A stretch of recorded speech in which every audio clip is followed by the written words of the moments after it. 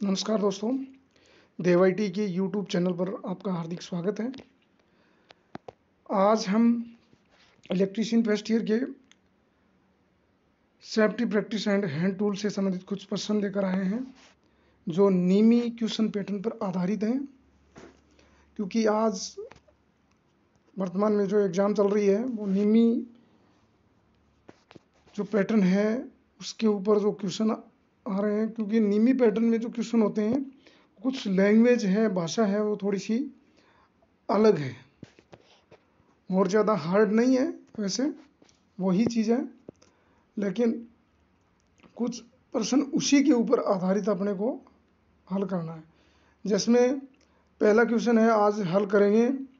पहला क्वेश्चन दे रखा है, इस सुरक्षा चिन्ह का नाम क्या है। इस सुरक्षा चिन्ह का नाम क्या है, सुरक्षा चिन्ह का नाम पूछा गया है। तो नीचे जो अपने को एक संकेत दे रखा है, इस संकेत का नाम क्या है, नाम क्या है। तो नीचे ऑप्शन दे रखे हैं। ऑप्शन में दे रखा है चेतावनी चिन्ह है, आवश्यक चिन्ह है, या निषेधात्मक चिन्ह है, या सूचनात्मक चिन्ह है। तो अपने को इन चारों चिन्हों के बारे में ही पता होना चाहिए कि चारों चिन्ह की कैसी आकृति होती है, कैसा उसका बैकग्राउंड होता है, कैसी आकृति कैसा उसका बैकग्राउंड होता है, और इस चिन्ह का उपयोग कहाँ किया जाता है, ये अपने को पता होना चाहिए। तो इस क्वेश्चन का आंसर रहेगा जो सूचनात्मक प्रकार का, ये एक प्रकार का चिन्ह है। ठीक है, चलो अगला क्वेश्चन आगे की ओर चलते हैं। दूसरा क्वेश्चन है, दूसरे क्वेश्चन में दे रखा है अग्नि का समन क्या है। अग्नि का समन क्या है। अग्नि का समन में दे रखा है कि अग्नि का मतलब क्या कह रहा है कि अग्नि में ईंधन मिलाना। अग्नि में ईंधन कभी मतलब मिलाया नहीं जा सकता। ठीक है, अग्नि से ईंधन अलग करना, कि ईंधन को ईंधन नहीं होगा तो अग्नि आग कहाँ से लगेगी, तो ये भी अलग नहीं हो सकता। ठीक है, दोनों ऑप्शन नहीं हो सकते। जल का उपयोग करके तापमान कम करना, ये भी नहीं हो सकता। और अग्नि को ऑक्सीजन की आपूर्ति से अलग करना, ये इसका राइट आंसर होगा, करेक्ट आंसर होगा। क्योंकि क्वेश्चन नंबर 2 में यह बताया कि आग है वो 3 कारकों से लगती है। 3 कारक होते हैं, इनसे आग लगती है। कौन कौन से होते हैं, जैसे सबसे पहला होता है ईंधन, और दूसरा होता है ऑक्सीजन, और तीसरा है उष्मा। ये 3 कारक क्या करते हैं, 3 कारकों से ही आग लगती है। अगर ये तीनों कारक उपलब्ध हैं तो आग 100% लगेगी। ठीक है, तो राइट आंसर क्या होगा कि आग की सप्लाई को ऑक्सीजन की सप्लाई को अलग किया जा सके तो क्या होगा, आग है, आग पर काबू पाया जा सकता है। ठीक है, चलो अगले क्वेश्चन की ओर चलते हैं। अगला क्वेश्चन है, निम्न में से भौतिक हानि क्या है। निम्न में से भौतिक हानि, भौतिक हानि का मतलब है कि फिजिकल हर्ट्स, फिजिकल हर्ट्स पूछा गया है। फिजिकल हर्ट्स का मतलब इसमें और बाकी आंतरिक हानियां हैं, और एक ये भौतिक हानि है। कौन सी हैं, देखो पहला ऑप्शन दे रखा है धूम्रपान, दूसरा ऑप्शन है कंपन, और तीसरा ऑप्शन है क्षरण, और चौथा है रेडियो सक्रियता। तो वाइब्रेशन होता है। वाइब्रेशन क्या होता है, एक प्रकार से क्या होती है, भौतिक हानि होती है। भौतिक हानि होती है जिसमें अपन कंपन के द्वारा कई नुकसान मनुष्य को हो सकते हैं। ठीक है, तो राइट आंसर होगा अपना कंपन। अगले क्वेश्चन की ओर चलते हैं।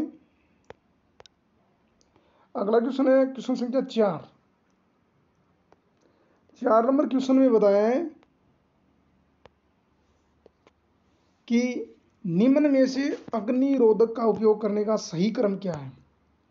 निम्न में से अग्निरोधक का सही क्रम क्या है। जैसे फायर एग्जिटर होता है, उसकी बात कर रहा है। उसमें इस प्रकार से एक नोजल लगी होती है। उस नोजल में क्रम पूछा है कि सबसे पहले क्या होता है, कि इस नोजल में सबसे पहले क्या किया जाता है, उसको खींचा जाता है। इसकी पिन होती है यहाँ, उसको निकाला जाता है। फिर उसके ऊपर सीधा निशाना लगाया जाता है। जो आग होती है, जहाँ पर आग लगी हुई है, उस पर निशाना लगाया जाता है। और निशाना लगाने पर के बाद में उस प्रेशर को, वाल्व को दबाया जाता है। और दबाने पर बाद में उसको, जहाँ आग जिस साइड से लगी हुई है, उसको घुमाया जाता है, चारों तरफ घुमा करके उसमें आग पर काबू पाया जाता है। ठीक है, चलो अगले क्वेश्चन की ओर चलते हैं। तो अपना राइट आंसर इसमें ए हो जाएगा। क्वेश्चन संख्या 5 नंबर क्वेश्चन होगा। इसमें दे रखा है कि 5 संकल्पना में निम्न में से कौन सा चरण स्टैंडर्डाइजेशन को इंगित करता है। तो स्टैंडर्डाइजेशन को इंगित करने वाला जो चरण है, वो स्टेप है, वो होगा 4th स्टेप के अंदर जो अपनी ISI से संबंधित स्टैंडर्ड की जो संकल्पनाएं हैं वो पूरी हैं। इसमें राइट आंसर हो जाएगा डी। राइट आंसर क्या हो जाएगा क्वेश्चन संख्या 5 का डी ऑप्शन। चलो अगले क्वेश्चन की ओर चलते हैं। अगला क्वेश्चन है क्वेश्चन संख्या 6 नंबर क्वेश्चन में बताया है कौन से प्लायर का उपयोग तार की हुक और लूप बनाने में होता है। तो पहला ऑप्शन दे रखा है फ्लैट नोज प्लायर,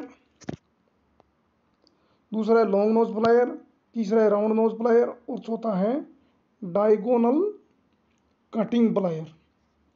तो फ्लैट नोज प्लायर है वो सामान्य कार्य के लिए अपन उपयोग में लेते हैं। ठीक है, और लॉन्ग नोज प्लायर है कोई अगर नट बोल्ट है या कोई वस्तु है वो अधिक गहराई में है, उसको यहाँ से अधिक गहराई में से पकड़ के बाहर निकाला जा सकता है, पकड़ करके निकाला जाता है।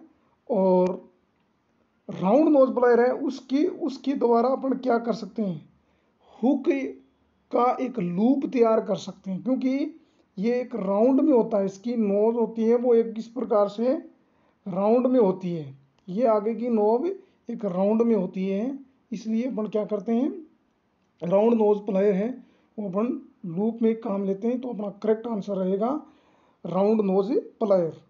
और डायगोनल कटिंग प्लायर है ये किस में काम आता है, ये जो मुलायम तार होते हैं उनको काटने के लिए, जैसे कॉपर है और एल्यूमिनियम है, इनको काटने के लिए यहाँ से इसको अपन काम में लेते हैं। इसका दूसरा इंग्लिश में नाम होता है साइड कटिंग प्लायर और हिंदी में इसको वीकेंड कटिंग प्लायर भी बोला जाता है।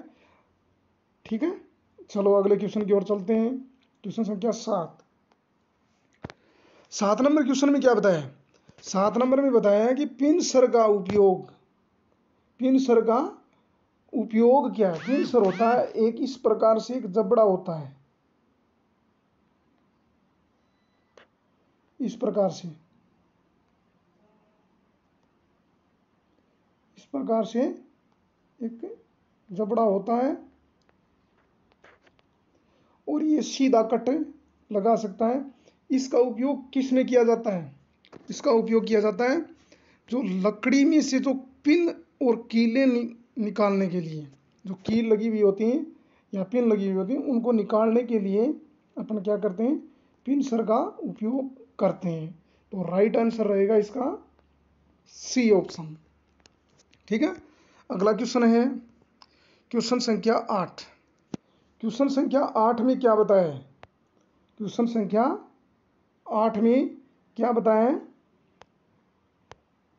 8 में ये दिया गया है कि इस सड़क सुरक्षा चिन्ह का नाम क्या है?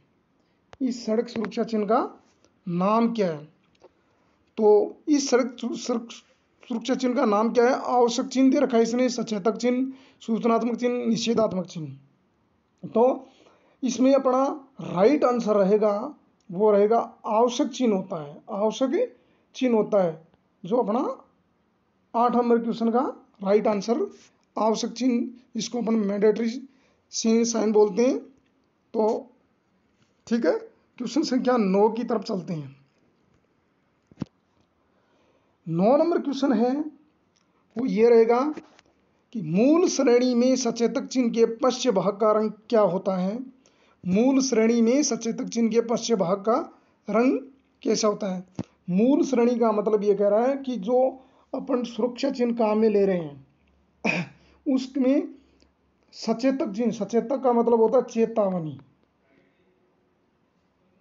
चेतावनी चिन्ह का पश्चिम भाग, पश्चिम का मतलब होता है जो इसका बैकग्राउंड होता है, क्योंकि इसकी आकृति त्रिभुजाकार है, बैकग्राउंड पूछा गया है।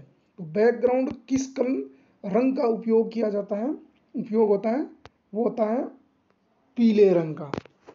क्या होता है? पीले रंग का। 9 नंबर क्वेश्चन का आंसर रहेगा पीले रंग का। ठीक है, और अगले क्वेश्चन की ओर चलते हैं। क्वेश्चन संख्या 10 नंबर क्वेश्चन है, विद्युत उपकरण में लगी आग को कौन सा अग्निशामक प्रयोग किया जाता है? विद्युत उपकरण में लगी आग हेतु कौन सा अग्निशामक प्रयोग किया जाता है? क्योंकि बिजली से लगी हुई आग होती है, उसमें अपन न तो गैस कारतूस ले सकते हैं, न अपन संग्रहित दबाव प्रकार का ले सकते हैं, न ही अपन झाग पैदा करने वाला, और न ही इसमें पानी का छिड़काव कर सकते हैं। उसके लिए अपन या तो CTC यूज में लेते हैं, जिसमें पदार्थ भरा होता है कार्बन टेट्राक्लोराइड, ठीक है, और या फिर हेलोन प्रकार का एक प्रकार का अग्निशामक यंत्र होता है, ठीक है, वो अपन काम में लेते हैं। तो इसमें करेक्ट आंसर रहेगा अपना हेलोन प्रकार का अग्निशामक यंत्र। ठीक है, चलो अगले क्वेश्चन की ओर चलते हैं। क्वेश्चन संख्या 11। क्वेश्चन संख्या 11 का अपशिष्ट निपटान विधि कौन सी है जो गर्मी पैदा करती है? मतलब हीट पैदा करती है, हीट के बारे में बताया है, हीट उष्मा पैदा करती है। तो इसमें भी मतलब 4 विधियां दी गई हैं, पुनर्चक्रण विधि, खाद डालना, भस्मीकरण करना, अपशिष्ट संग्रहण करना।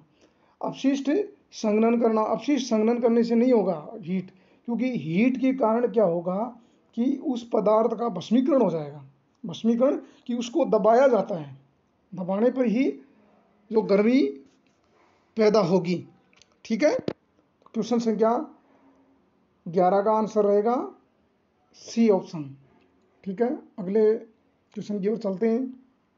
12 नंबर क्वेश्चन, धुएं से सुरक्षा के लिए किस व्यक्तिगत सुरक्षा उपकरण का उपयोग किया जाता है? तो धुएं की सुरक्षा के लिए सामान्य तौर पर अपने को पता ही है कि इसकी सुरक्षा के लिए नाक कवच उपयोग में लिया जाता है, क्योंकि अंदर की आंतरिक हानियां हैं वो नहीं हो मनुष्य को। चलो अगले क्वेश्चन की ओर चलते हैं। अगला क्वेश्चन है क्वेश्चन संख्या 13। क्वेश्चन संख्या 13 का सही आंसर अपने को चूज करना है। BIS का पूर्ण रूप क्या है? BIS पूछा है। BIS का पूर्ण रूप है ब्यूरो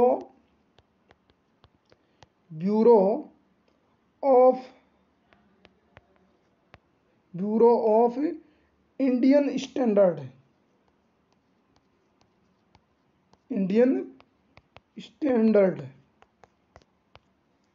ठीक है, ब्यूरो ऑफ इंडियन स्टैंडर्ड।